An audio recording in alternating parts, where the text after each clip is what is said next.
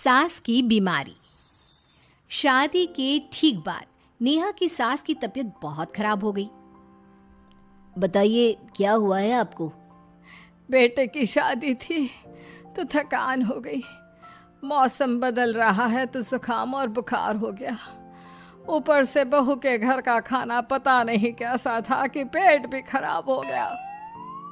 खाना तो बहुत बढ़िया था डॉक्टर साहब, सारे रिश्तेदार तारीफ कर रहे थे। रोहित की माँ इतनी कमजोर है कि जरा से में बीमार पड़ जाती है। डॉक्टर साहब आप सारी जांच करके देखिए, मुझे ऐसी क्या बीमारी है कि मेरी तबीयत ठीक ही नहीं रहती। फिलहाल तो ज्यादा कुछ नहीं है, पहले आपके जुकाम बुखार और पेट का इलाज कर लेते हैं, फिर बाकी के टेस्ट करवा लेंगे। अभी आप ये दवाइयाँ ले आइए। पिताजी मैं डॉक्टर साहब को छोड़कर और दवाइयाँ लेकर आता हूँ। माँ जी तो बीमार थी, इसलिए नेहा ने किचन संभाल लिया। माँ जी अब आपकी तबीयत कैसी है? पहले से ठीक है। आप बैठिए, मैं खाना लगाती हूँ। तेरे बाबूजी और रोहित ने खाना खा लिया? रोहित तो टिफिन लेकर ऑफिस गए हैं माँ, और बाबूजी ने खाना खा लिया है। आप शुरू कीजिए। यह क्या, खाने में इतना तेल इतने मसाले? अरे अभी अभी तो तबीयत ठीक हुई है मेरी, तुम क्या मुझे वापस बीमार करना चाहती हो? नहीं माँ जी, ऐसा नहीं है। क्या हुआ? देखो ये बहू ने कैसा खाना बनाया है। खाना तो बहुत ही स्वादिष्ट था। अरे मैं ये खाना खाऊंगी तो बीमार हो जाऊंगी ना। ओह हाँ, बहू को अभी पता नहीं ना तुम्हारे बारे में, रोहित समझा देगा उसे। देख बहू, अच्छे से समझ लेना कि इस घर में कैसा खाना बनता है। हाँ माँ जी, मैं समझ लूंगी, लेकिन अभी आप कुछ तो खा लो। ये खाना खा लूंगी तो कल का खाना खाने के लिए बचूंगी भी नहीं। सास की बातें सुनकर नेहा उदास हो गई। उसने रोहित के घर आती ही उससे माँ जी के खाने के बारे में पूछा। आज माँ जी ने मुझे खाने के लिए बहुत बुरा भला कहा। माँ को मसालेदार और तेल घी वाला खाना सूट नहीं करता, वो बीमार पड़ जाती हैं। ऐसी क्या बीमारी है माँ जी को? पता नहीं, आज तक कई डॉक्टरों को दिखाया, कितने टेस्ट करवाए, लेकिन कोई बीमारी पकड़ में ही नहीं आई।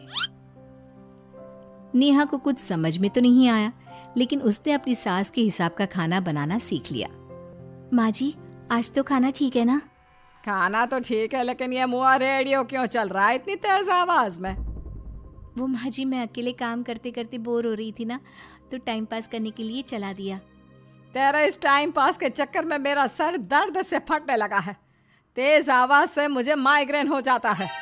सॉरी माँ जी, मुझे पता नहीं था। तुम्हें जब तक सब पता चलेगा तब तक मैं तो भगवान के पास ही पहुंच जाऊंगी। नहीं नहीं, ऐसा मत कहिए ना माँ जी। अब मैं कहीं भूख से ही ना मर जाऊं। खाना मेरे कमरे में रख दो। बेचारी नेहा, उस दिन उसे बहुत दुख हुआ। नेहा तुम रो क्यों रही हो? आज माँ जी ने मुझे बहुत बुरा भला कहा, मैं तो सिर्फ रेडियो सुन रही थी। ओहो, तुम माँ की बातों का बुरा मत मानो, उन्हें तेज आवाज से सर दर्द होने लगता है, दर्द की वजह से बोल दिया होगा कुछ।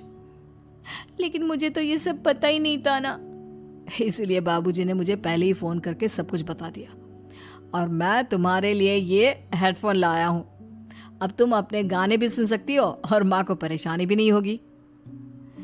ये सिर्फ एक बात का हाल है, लेकिन माँ को तो हर चीज से परेशानी है। अब क्या कर सकते हैं, माँ बीमार ही इतनी रहती है। लेकिन माँ को ऐसी कौन सी बीमारी है? तुम्हें बताया तो था, किसी भी डॉक्टर को माँ की बीमारी समझ में नहीं आ रही। अब तुम भी ये सब सोचना छोड़ दो, ये हेडफोन लो और अपने पसंद के गाने सुनो। रोहित के गिफ्ट से नेहा की एक परेशानी तो दूर हो गई, लेकिन उसके मन में कई सवाल खड़े हो गए। आज मैं देर से उठाऊं या तुम जल्दी उठ गई? वो माँ जी को कल रात भर सर दर्द हुआ ना, तो जल्दी उठकर उनकी जगह मैंने पूजा कर दी। अरे वाह, अच्छा अच्छा, हे भगवान ये किसकी करामत है? ये तो माँ जी की आवाज है। चलो चल के देखते हैं। क्या हुआ माँ? अच्छा, यह घर में गुलाब कौन लाया? मुझे नहीं पता, मैं तो अभी उठा हूँ। माँ जी आप कल रात भर सो नहीं पाई, तो मैंने जल्दी उठकर पूजा पाठ किया।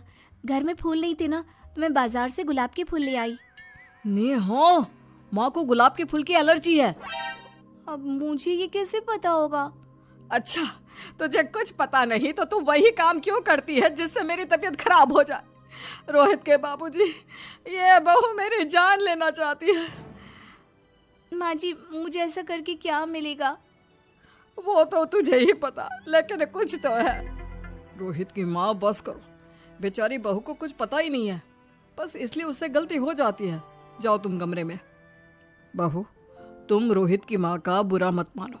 वो अपनी बीमारियों से इतनी परेशान है कि उल्टा सीधा बोल देती है। नहीं नहीं बाबूजी, मुझे बुरा नहीं लग रहा, मुझे चिंता हो रही है माँ जी की बीमारी की। ये बताइए कि माँ जी को ऐसी प्रॉब्लम्स कब से होने लगी? शादी के 6-7 महीने बाद से। बाबूजी, तब घर का माहौल कैसा था? अरे भरा पूरा परिवार था। मेरे बाबूजी, माँ, काका, काकी, मेरे दोनों बड़े भाई, दोनों भाभियाँ, दोनों के 2-2 बच्चे हैं, एक छोटा भाई और एक बहन। सब साथ रहते थे। इतना बड़ा परिवार? हाँ, मैं जब 10 साल का हुआ ना, तब पापा का ट्रांसफर यहाँ हुआ। उसके पहले तक तो हमारी जॉइंट फैमिली ही थी। और माँ जी किस चीज से बीमार पड़ जाती हैं? जब तेज गर्मी हो, ठंड हो या ज्यादा बरसात हो जाए। जब माँ ज्यादा थक जाए, जैसे दिवाली पर घर की सफाई या कोई फंक्शन हो, या ज्यादा मेहमानों के आने से घर का काम बढ़ जाए। तेज म्यूजिक, तेज लाइट या ऐसे कोई तेज स्मेल आ जाए। तो माँ जी की ये बीमारी ठीक हो सकती है। कैसे? सब पता चल जाएगा। आप कल माँ जी की टेस्ट रिपोर्ट लेने जाने वाले हो ना? हाँ। तो सुनिए क्या करना है। अगले दिन रोहित माँ जी की रिपोर्ट्स लेकर आता है। माँ, बाबूजी, नेहा। अरे क्या हो गया रोहित? माँ जी की रिपोर्ट आ गई है। कुछ सीरियस है क्या? जिसका डर था वही हुआ। अरे गोल गोल बातें मत कर, सीधी तरफ बता बेटा, क्या हुआ है मुझे? माँ, आपकी किडनी, लिवर सब फेल हो गया है। आपका दिल भी कमजोर हो गया है। डॉक्टर ने कहा है कि आपके पास सिर्फ 1 महीना बचा है। ये क्या बक रहा है? ऐसा हो ही नहीं सकता। मुझे लग ही नहीं रहा कि मैं इतनी बीमार हूँ। लेकिन माँ जी, रिपोर्ट झूठी तो नहीं हो सकती ना? हाँ, माँ को 20 साल की उम्र से बीमारी लग गई थी, लेकिन कोई डॉक्टर पकड़ नहीं पाया और अब ये बीमारियां बहुत ज्यादा बढ़ गई हैं। हाँ रोहित की माँ, तुम्हें याद है शादी के 6 महीने बाद से तुम बीमार रहने लगी थी। अरे लेकिन वो अलग था, मुझे ऐसे कोई बीमारी नहीं हो सकती। ये तुम कैसे कह सकती हो माँ? हाँ, तुम उस वक्त बीमार पड़ी थी ना, और अब डॉक्टर भी यही कह रहे हैं, तो सच ही तो होगा। और आप तभी से बीमार ही तो रहती आई हैं। अरे लेकिन तब मैं बीमार थी ही नहीं। क्या मतलब? अरे तब मैं बीमारी का नाटक करती थी, मुझे कुछ नहीं हुआ था। ये क्या बोल रही हो? हाँ, घर में इतने सारे लोग थे और सबसे छोटी बहू मैं थी, तो सारा काम मुझे करना पड़ता, इसलिए काम से बचने के लिए मैं नाटक करने लगी। लेकिन आपको अभी भी वही बीमारियां होती है ना माँ? हाँ, अगर नाटक था तो ये प्रॉब्लम तुम्हें अभी क्यों होती है? इसका जवाब मैं देती हूँ। माँ जी कई महीनों तक नाटक करती रही, इसलिए इनके दिमाग ने धीरे धीरे इस झूठ को सच मान लिया और इनका दिमाग उन बीमारियों का एहसास कराने लगा। हैं? ऐसे भी होता है क्या? हाँ माँ जी, इसे प्लेसिबो इफेक्ट कहते हैं। जब आप बात बात पर बीमार पड़ने लगी तो मैंने अपने मामा से बात की जो एक साइकोलॉजिस्ट है। उन्होंने बताया मुझे। तो ये रिपोर्ट्स? मैंने झूठी रिपोर्ट बनवाई थी नेहा के कहने पर, ताकि आप सच बताएं। यानी मुझे कुछ नहीं हुआ? नहीं माँ जी, और आपकी इस प्रॉब्लम का भी सोल्यूशन है। हम किसी अच्छे साइकोलॉजिस्ट को दिखाएंगे और आप जल्द ही ठीक हो जाएंगी। वाह बहू, मैंने तुझे इतना भला बुरा कहा और तूने मेरी जिंदगी भर की तकलीफें दूर कर दी। थैंक यू और सॉरी बहू। अरे मुझे भी तो सॉरी कहो, पूरी जिंदगी तुम्हारी सेवा की है, वो भी झूठ मूठ की बीमारी के लिए। हाँ हाँ, आप भी माफ कर दो मुझे, बस सॉरी। तो इस तरह नेहा ने अपनी सास की बीमारी पकड़ भी ली और ठीक भी कर दी।